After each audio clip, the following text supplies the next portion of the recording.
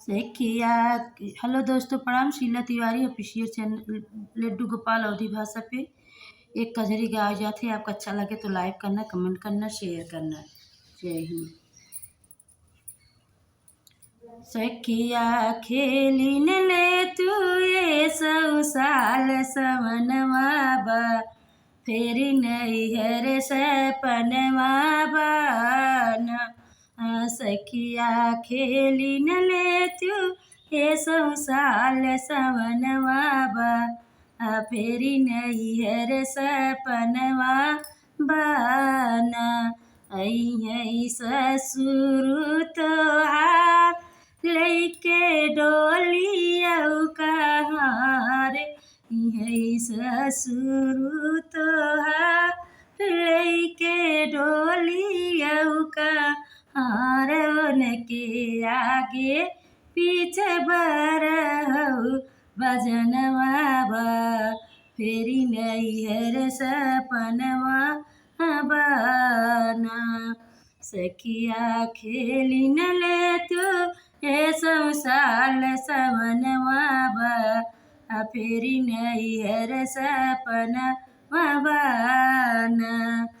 अइहै जेठ जी तोहार लइके डोलिया कहार, इहै जेठ जी तोहार लइके डोलिया कहार। उनके आगे पीछे बरहु बजनवा बा, फेरी नैहर सपनवा बाना। सखिया खेली न ले तू ये सौ साल सवनवा बा, फेरी नैहर सपनवा बाना। अइहै देवरा तोहार लइके डोलिया कहार, इहै देवरा तोहार लइके डोलिया कहार। उनके आगे पीछे बरहु बजनवा बा, फेरी नैहर सपनवा बाना। उनके आगे पीछे बरहु बजनवा बा, फेरी नैहर सपनवा बाना।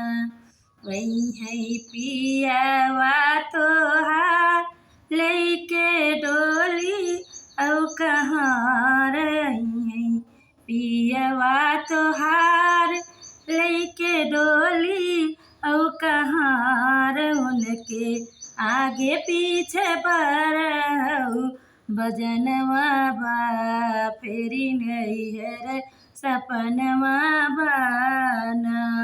सखिया खेली न ले तू ये सौ साल सवनवा बा, फेरी नैहर सपनवा बाना।